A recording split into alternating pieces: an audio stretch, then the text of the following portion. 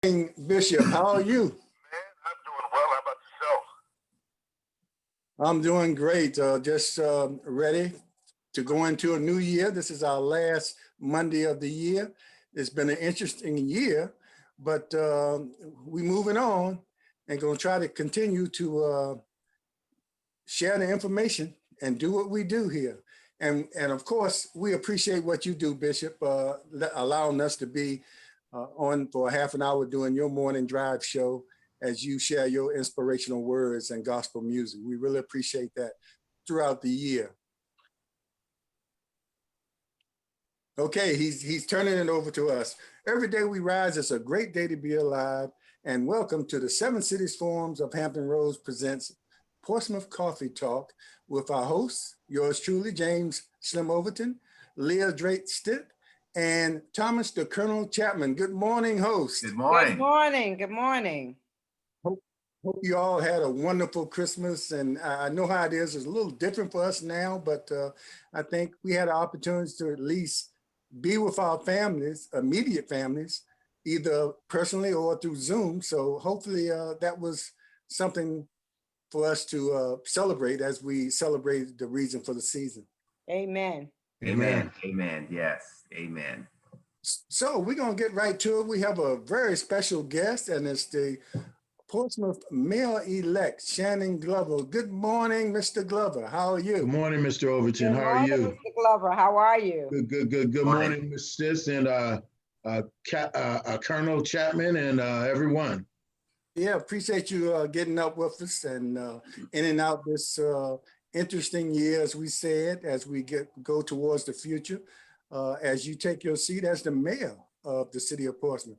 But before we go a little further, I just want to send out, and I think our host will allow me to send out our condolences to the 7-year-old girl in the city of Portsmouth that was shot and succumbed to her injuries last week. And her name was Melena L. Everett. And we'd like to send our condolences to the family and her friends. A senseless loss. One of the many juveniles we've had in the city who have been either murdered or shot or in the wrong place at the right time. And we certainly want to send our condolences to those families, and especially this time of the year, to have to suffer a loss. Never should suffer the loss of a child, especially so young, but at this time of the year. And died a few days or a day before her birthday, which is heartbreaking. But just wanted to recognize that and make sure the family knew that we were thinking about them, and they're definitely in our prayers. Amen. Amen. Okay, Mayor. Yes. Mayor, You're breaking up, James. So, Mayor, while we get Slim back on, now that you're getting ready to be inaugurated or sworn in, what's the first thing on your agenda? Well, the first thing on my agenda, let me just reiterate what Mr. Overton just talked about. The violence that we're seeing in our young people, the loss of life, is absolutely unacceptable. I send my personal condolences out to the family of Melania Everett, and as a grandfather, as a father, it's not only deeply troubling, it's unacceptable. So one of the first things we must do, we've got to get a handle on how we come together as a community to deal with this issue of youth violence in our community and violence as a whole. I have been on the phone every day with our interim city manager, LaVorce Pace, talking to our sheriff, Michael Moore, talking to our interim chief, Chief Burke, and Chief Prince. We have met repeatedly and to organize and understand how we combat these guns that are in our community and this youth violence. But I assure you that once we seat our council, this will be something that we deal with on the front end. We already have things in place. I cannot reveal everything, but I want to give the citizens of Portsmouth a clear understanding that we're not sleeping at the wheel on this. And I want to continue to encourage the community, all those folks out there who are not only getting involved, but who are actually bringing the information to law enforcement so that we can make arrests. These arrests that were made in this incident were partly due to community folks sharing information. If you see something, say something. But we need everybody involved in improving the quality of life for all of our citizens in Portsmouth. And I intend to lead that effort. Yes, Mayor, and I'm glad that you brought that up. Especially as I was doing my research, I saw that Portsmouth had received an F rating as far as crime is concerned. It seems as though we're up 173% over the national average in crime. Violent crime is up 149%, and property crime is up 178%. What measures are being put into place? Are we trying to get any state or federal assistance in trying to alleviate the problems that we are having with crime in the city of Portsmouth? Because that is one of the things that people look for when they're planning to move into a city. So Ms. Stith, to your point, very much so. We are bringing in additional resources from the state police. I know after talking with the sheriff and the interim chief of police, they have relationships that they've already met with. As you may be aware, the Portsmouth Police Department have partnered with the sheriff's office to put more folks on the street so that we can have that additional manpower to deal with the issues. But make no mistake about it, we've got a lot of work to do in that area. We've got to get more sworn law enforcement officers on the streets. Right. We've got to get police officers living in our communities. Remember when I ran this last cycle, I made a statement that only 20-something% of our police officers live in the city of Portsmouth.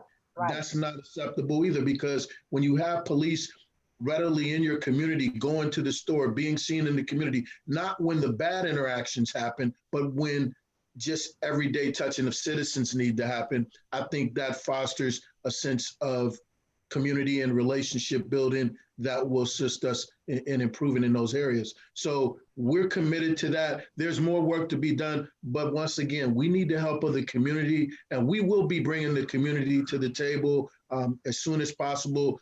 Different stakeholders in the community, for example, the grassroots organizations, the NAACP, groups like 757 Stop the Violence, and any other individuals that are concerned about the safety of our community as a whole. Because at the end of the day, if we don't have a safe community, none of those things that you just indicated are going to be important or going to matter.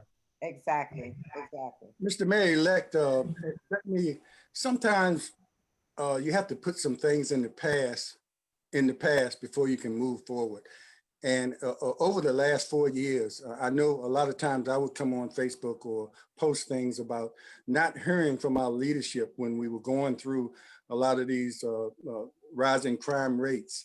And before we came on, when we announced that we were coming on with you, I got a lot of inquiries or requests from some of the citizens wanted to know why, well, maybe you, I know you can't speak for any of the other council persons that were on the council, but why we didn't hear much from you all concerning these. We know you couldn't go out there and go into the streets and stop crime, but as far as acknowledging it and giving us a sense of that you were aware of what was going on as these things were hit, as these stories were hitting the papers. They, so we just need to put this to rest so we can effectively move forward, because a lot of people want to know, why we didn't hear enough, from you and the rest of the council. And like I said, you can't speak for them, but you can speak for Shannon Glover.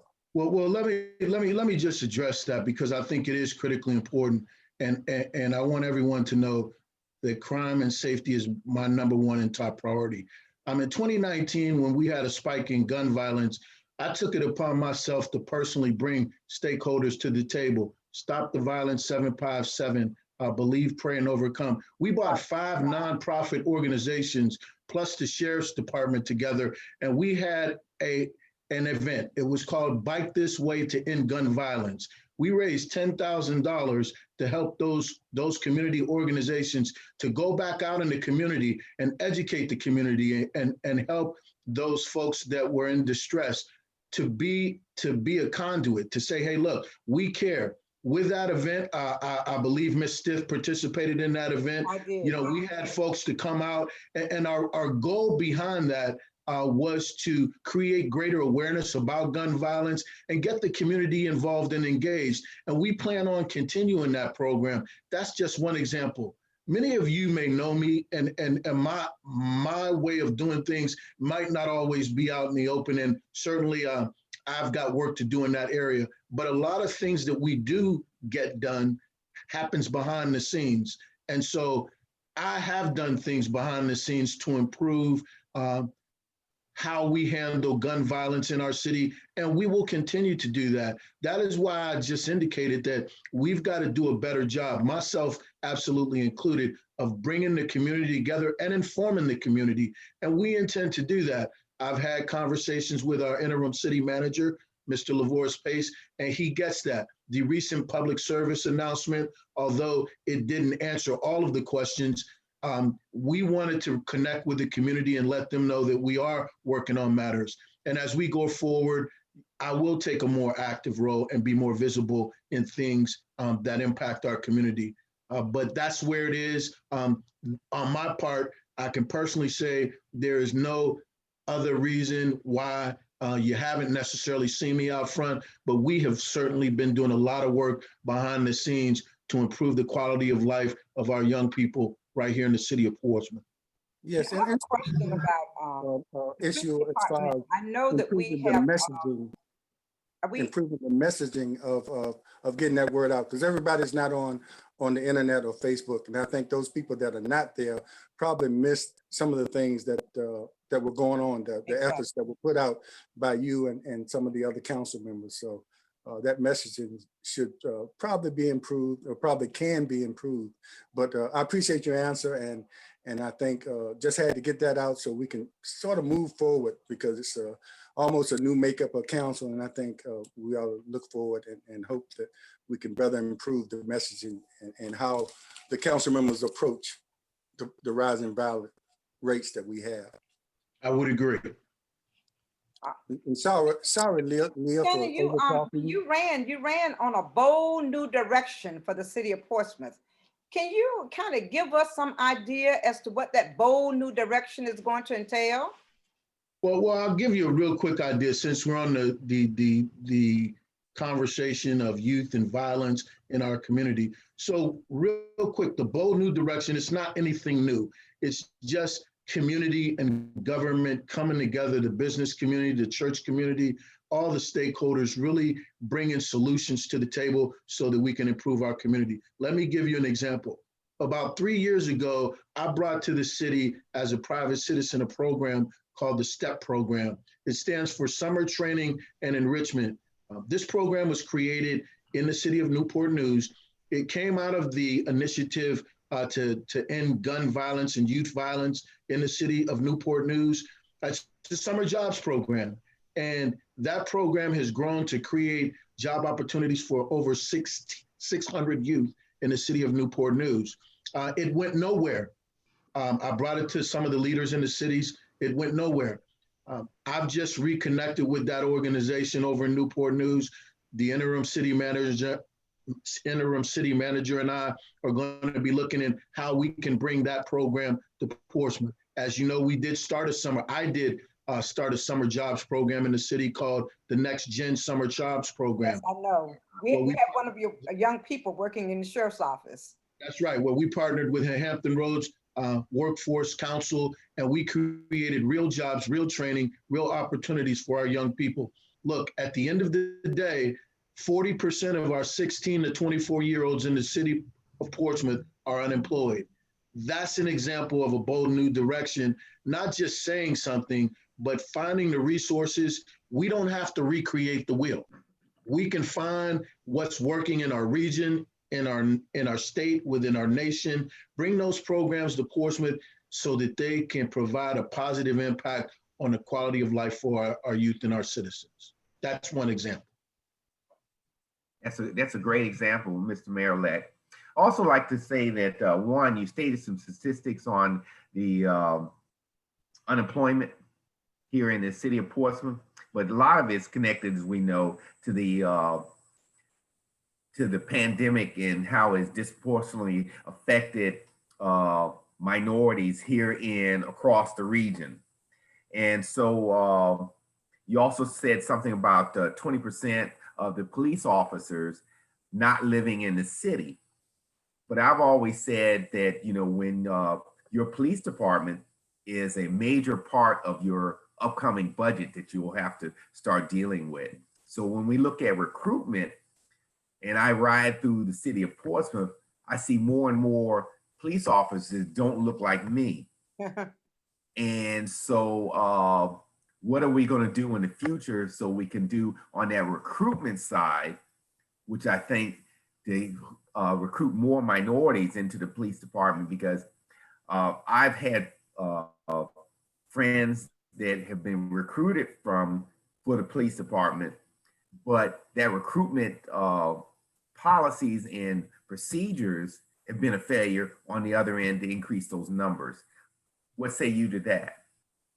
Well, I can say very clearly, you know, I've looked at trends as well, and unfortunately, people not signing up to be police officers today. It's a difficult environment, and what we've got to do at the early stages, Colonel, a lot of our young people, if we don't get them involved and engaged in law enforcement and law enforcement careers earlier, it could be a challenge. And here's why. Sometimes when you get yourself in a situation or get a ding on your record, that can prevent you from gaining employment. And a lot of times when our kids go to apply, they might have had something that they did as a teenager that prevents them from even getting in the pool of applicants. Yes. And we've got to start them earlier. See, my thing is, you know, when I was in high school, they had police explorer programs, and you could start learning about law enforcement at the junior high level. So we've got to work with our schools, and we've got to work with city government and come together and understand, how do we implement those programs? How do we begin to reach them earlier so that we can provide incentive for them to look at law enforcement as a career? Because a lot of young people in our communities, they don't see law enforcement as a career opportunity for whatever reason. But we've got to have the conversations and then put in the policy and then fund the programs so that we can get young people to go through them. You know, I had the opportunity this election cycle to meet a young African-American female who is a member of the Portsmouth Fire Department. And it made me very proud to see that a young African-American female was motivated to become a firefighter. And she met me right out there at the polls, and I can't remember her name, but I told her once I got elected, I was going to look her up, and I needed her to be the poster child for recruiting more young African Americans into the fire department. So to your point, we've got to create the relationship with our schools, make that tight, find the curriculum and whatever we need to do, create the funding so that we can get it done, and then start to look at how we impact those numbers going forward. And not only that, Shannon, as I talk to a lot of young people, the issue of systemic racism within the police department is constantly brought up.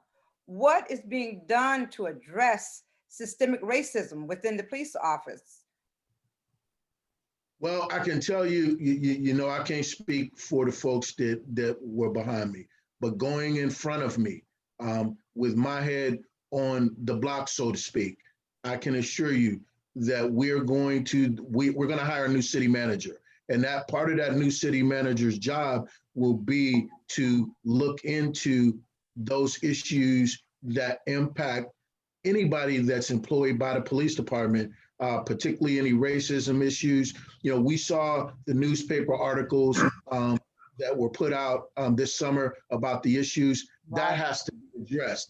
And unfortunately, we can't address it until we get our city manager in place so that city council can instruct that person what they need to do. And then we get the report back and the accountability piece to know what things are in place. But that has to change. We cannot continue acting like it doesn't exist when it absolutely does. And if we are going to hire more African American or any minorities within our police force, everybody has to feel that they're an equal partner in law enforcement and will be treated fairly.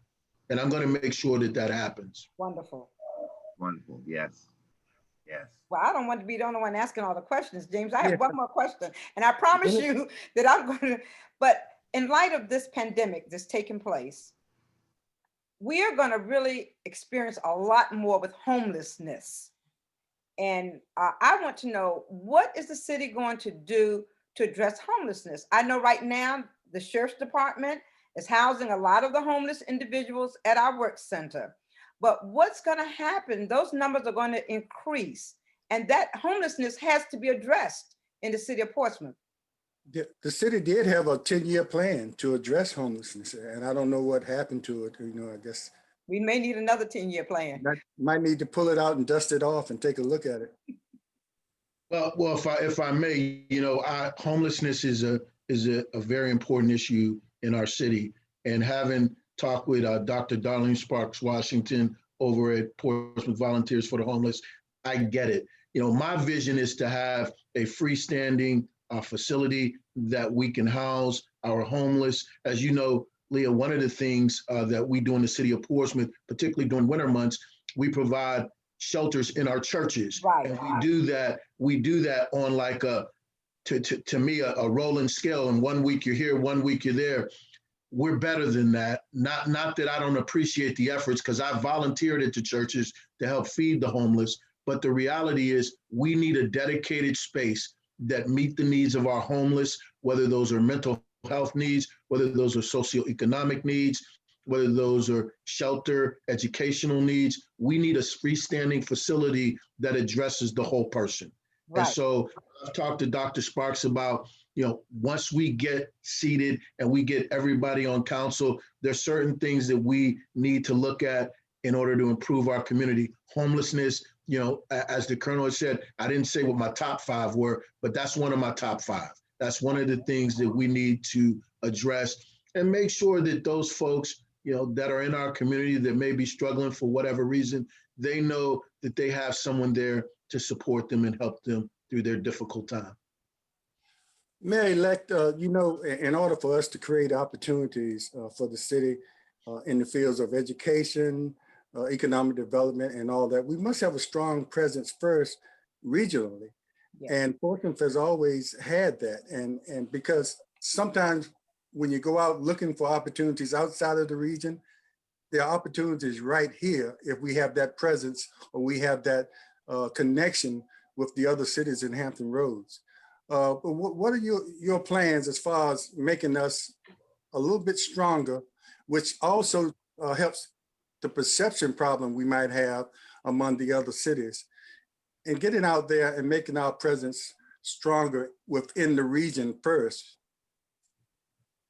So just to give you an example, as mayor, I serve on the following boards: the Hampton Roads South Side Mayors and Chairs, the Economic Development Alliance, Hampton Roads, the Hampton Roads Military and Federal Facilities Alliance, Hampton Roads Transit, Hampton Roads Planning District. They deal with a lot of the TPO, the planning organization, a lot of the big planning and transportation projects, the Hampton Roads Transportation Accountability Commission, and the Council Personnel Committee. So there you have it. We're going to be at the table. I will be representing Portsmouth at the table, particularly on the issues that impact us. For example, transportation, toll mitigation, how, do we get a better deal, for our citizens in the city of Portsmouth because we were adversely affected and we still definitely infected by that. Also the ports, how do we get a fair share of the dollars that come from the ports because they're located in the city of Portsmouth.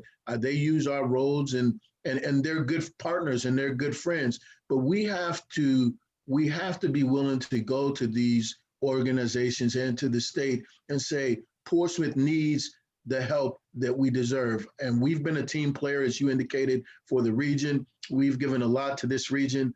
So we just want what's fair and equitable across the board. And I can assure you, I will be in those meetings. I will have a seat at the table, and I will have Portsmouth best interest reflected in what I do and what I say. Yeah, because I believe we create our value from within first, because we've already proved that we can make national news. Indeed. You got that right. Yes. So, Mr. Mayor-elect, you mentioned all the boards that she sit on. And wait, I'll make one comment on the tolls first, because the old governor, I'm not even gonna mention his name, that cut that deal for the bridge tunnel that came across. It was probably one of the worst deals ever cut in American history. Yes, sir. To saddle us with a bunch of debt for the next 47 years. So, but of those boards, are you going to make a commitment to say a certain percentage of the contracts that the city of Portsmouth gives out will be targeted for economic development for people of color? Mhm. So one of the things that I plan to do as we come back together as a team, I said this during the campaign, I want to do a couple of things. First of all, I proposed about a year and a half ago that we bring a program here through the National League of Cities called the REAL Initiative. Mm-hmm. And the REAL Initiative stands for Racial Equity and Leadership. And the whole purpose of that initiative is to end racial disparities, heal racial wounds, and create a more equitable community. With that being said, I am going to propose to my colleagues, we'll have a discussion, but we plan to create, I don't know if it'll be a position that'll report directly to council or something through the city manager's office, but an equity officer. And part of the role of that equity officer will be to not only look at how contracts are awarded, but report back and then have a policy, create a policy and a procedure for actually seeing those results and then understanding how we will improve in those areas. Listen, I'm a firm believer. I own a employee benefits company. I'm one of the only minority employee benefits firms in Hampton Roads. I am SWAM certified. I've worked my tail off to get where I am, but I know that I still can't get in certain opportunities or doors just because of how it is. The reality is we've got to create fair and equitable opportunities for everybody in our community to share and prosper in. And as a part of that, there's going to be a continuous training program where people can come, people, minorities, and others can come and get the training and get the resources so that they can know what they have to have in order to compete for those contracts. Mm-hmm. Because a lot of times when we come to the table, we don't come with all the tools. And that's not because we don't have the tools or have the tools. You know, there's an African proverb that says not knowing is bad, but not wishing to know is worse. If you don't have something, you need to have a process in place where you can gain the information. So currently our schools has a more robust program. It is my desire to marry the two programs that we have currently in the school and create the one with our city so that we're doing things at the same time in the same way. It right. doesn't make sense to duplicate the efforts if we're already successful. Mm-hmm. And I want to say that I know in the schools, our new council colleague who has just rejoined the council, Dr. Mark Whitaker, was instrumental in getting that to happen. And so I welcome his input and the input of other council members as we move forward in this direction. You know, it's amazing how when you're discussing something as important as this, time seems to fly. We're at the 2-minute mark now before we go off the air.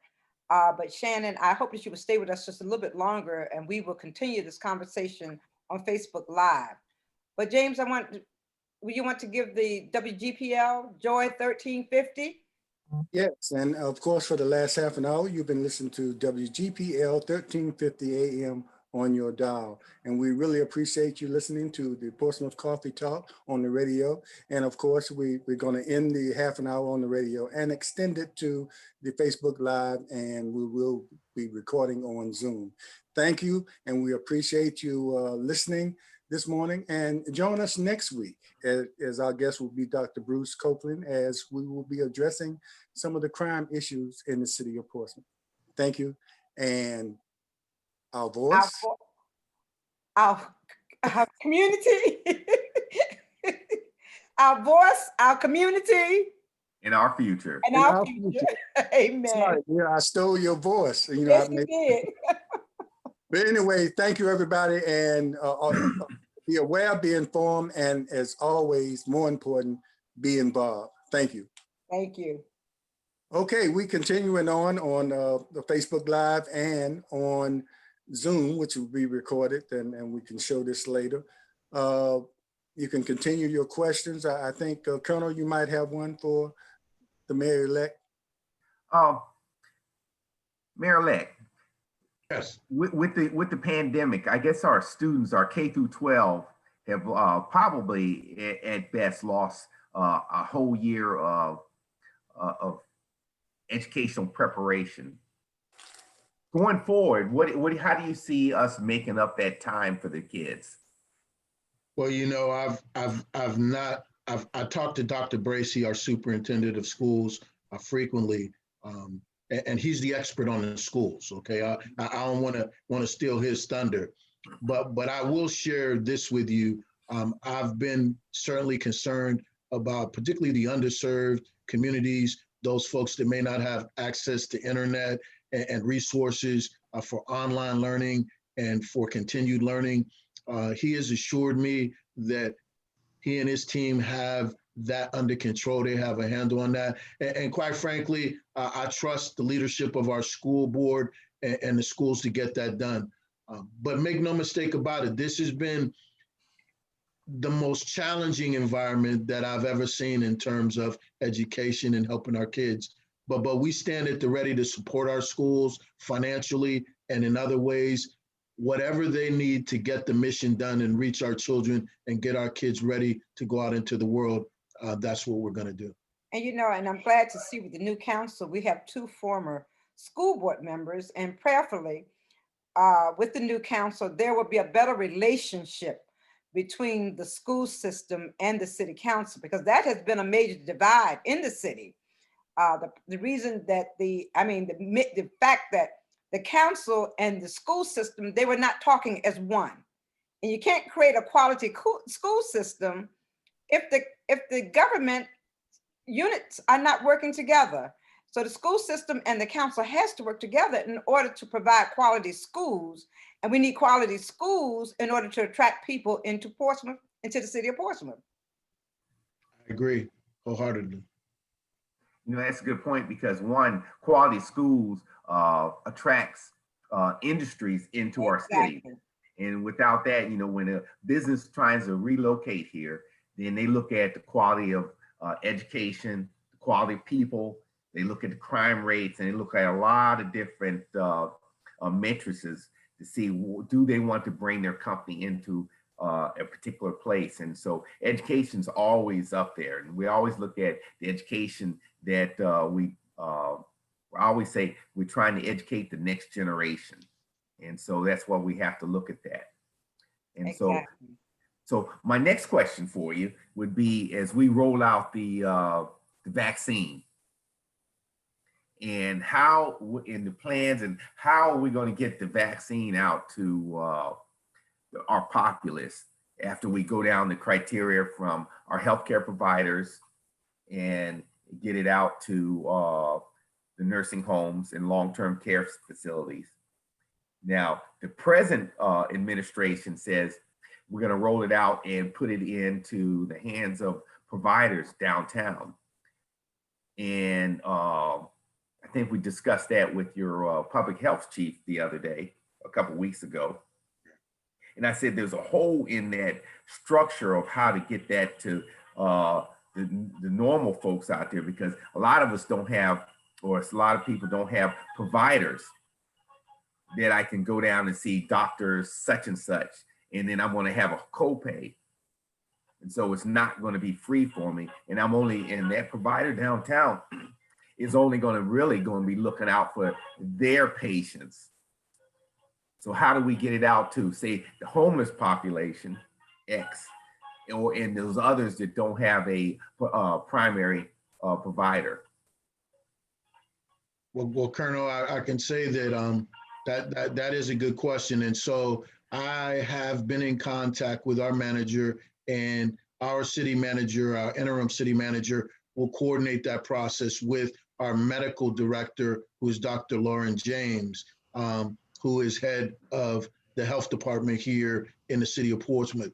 And to your point, I have not seen the plans of how we're going to get that vaccine to the communities. I suspect, and I don't want to talk out of turn, as we move forward with the availability of the vaccine, they're at the table. So there will be a strategy, and we will have to bring those things up. How do we reach those who don't have a primary care, or who might be in underserved communities, who might not even have health insurance? There are a lot of folks still in that particular category too. So stay tuned for that. I don't have that answer today, but the issues that you bring up are going to be questions that we ask as we come into the new year. There is a strategic plan to get together with the health providers to get the schedule of when those vaccines will be available to everyday citizens in Portsmouth. And by the way, as soon as it comes available for me, I plan on taking my vaccine so that I can be able to share with everybody that it's safe, and we need to do these things in order to keep our communities safe and healthy. I'm with you on that one. I'm taking mine as well. Mayor-elect, are you going to take yours on TV? If they allow me to take it on TV, I'll take it on. Yeah, because we always need role models, and because there are some anti-vaxxers out there and those who don't believe in it. And so it'd be a great example, because if we have from the White House, as you can see, from a national level, and now you're on the local level, to model good behavior. Exactly. And as we're modeling this good behavior, we know that there are certain things that people look for when they're attractive to a city. Yes. Like we said, safety, quality schools, access to jobs, open spaces and public spaces, cultural opportunities. What's your take on attracting people to the city of Portsmouth? We used to have a drum major. Dr. Holly used to be a drum major for the city of Portsmouth. What's your take on how you will attract people to the city of Portsmouth? See, I knew that was going to come up, right? Well, see, first of all, no one can duplicate Mayor Holly, okay? You're right about that. He was just a special human being. So let me work within my own scope and my own sphere of things. But let me just start by saying, Leah, and you are appropriately dressed for this season, which of course we're now in the season of Kwanzaa. And today is Ujima, which stands for collective work, Ujima, which stands for collective work and responsibility. Obligation to the past, present, and future. That's correct. Sankofa, huh? There's a plug for you. But here's the reality. What I envision Portsmouth as, we are a historic port, and I want to put within that festival city. I want to create an environment where we embrace and we share our cultural strengths with everyone in Hampton Roads, in the state, and the country. Portsmouth is uniquely positioned where we are, and we need people to come here, and we need people to celebrate in different ways. One of the things, just as an example, I think we should create a festival, and I know we have the Umoja Festival, which I love, but we should create just a community festival. They call it We Love Portsmouth Days. Yes. And we bring the civic leagues together. We bring the church communities together. We have this whole city taken over for 2 or 3 days. And we have things happening in Truxton, in some of our traditional communities, as well as in the downtown corridor and other areas. and we're moving people around and we're getting people excited about being in Portsmouth again. I want to be the person that leads us in that bold new direction to a positivity in terms of recognizing our strengths and utilizing those strengths to improve our community. So many times we spend focusing on the negatives. I heard you talk about our schools. Let me say, I'm proud of our schools. I am too. We've got Starbase in Portsmouth. No other city in Hampton Roads nor the state has a Starbase program that deals with STEM technology, STEM training. No other city or locality has that. Portsmouth has a unique product that we can deliver to our students, and they're learning, and we're creating scientists and we're creating artists right here in Portsmouth. So we've got to tell a better story. But what I envision Portsmouth as, I said, we are a historic port, and I want to add Festival City. Imagine if we had on a weekly basis things happening all over this city that are attracting people, that are bringing positivity. I'm not saying it's going to solve all the problems, but it's a different viewpoint. Instead of looking at what ails us, let's come together and work on how we can improve this place one person at a time. And then let's see where we'll be then. Okay. Mayor-elect, going into the new year, it's going to be some new issues that we're going to have to be dealing with. Like some people might be concerned about the increase in parking fees and maybe returning to the 5-minute rule. And even if we're still in the Zoom mode, creating the opportunity so when people do speak to the council, the public can see who they are as well. And also, they'll be concerned about how that person is selected to fill that vacant spot. But before all that can happen, you have to have some sort of cooperation between the council members. And as you know, after elections or during elections, things can get pretty heated and between candidates. And sometimes you have some of those same candidates still on council. So do you feel comfortable that some of those things that went on can be put aside for the greater good of the city of Portsmouth? Because that's the only way we're going to have to move forward. And it's, we can't let the personal things and everything like that. So well, let me start with leadership as with the leadership of the other council members. If I can just be clear with everyone, my leadership style is such that I want to bring everybody to the table. It's important that we identify and recognize the strengths of everyone that is serving on our city council. I am one of 7, but as mayor, I am the leader and I'm the one who conducts the meetings and makes sure that everyone stays on task to achieve the goals that we set. I am only about progress. I am not about personalities. I am not interested in what has happened in the past, because at the end of the day, I believe I ran a campaign based on respect and integrity, and that's how I intend to lead. We've got too much work to do to be concerned about personalities, and that's the trap we have fallen into for so many years. And I want to be different in that way. That's a bold new direction. Let's not make it about me, you, or anyone else. Let's make it about our collective work that we need to do in the community to improve the quality of life for all. And if you're not talking that way, then I think you might need to find another team to go on. Mm-hmm. And also, the city of Portsmouth presents our state representatives a package of things that we would like to see happen or addressed from the state level. So it definitely has to be a relationship between our city council and our state delegates. And that's one of those things that the public rarely sees. They might see the package presented, but we don't get that follow through. How many of those things in that package were achieved or are being worked on? That's what, from my standpoint, attending meetings, we see that package, but Yes. going after that, we don't know what was, what's being worked on, what was successful, and how. So that relationship between the council and the state representatives has to be something that that we can depend on to be a positive thing. So how do you plan? I mean, what do you plan on doing to make sure that that relationship is well, one thing, transparent, and it's in a positive way?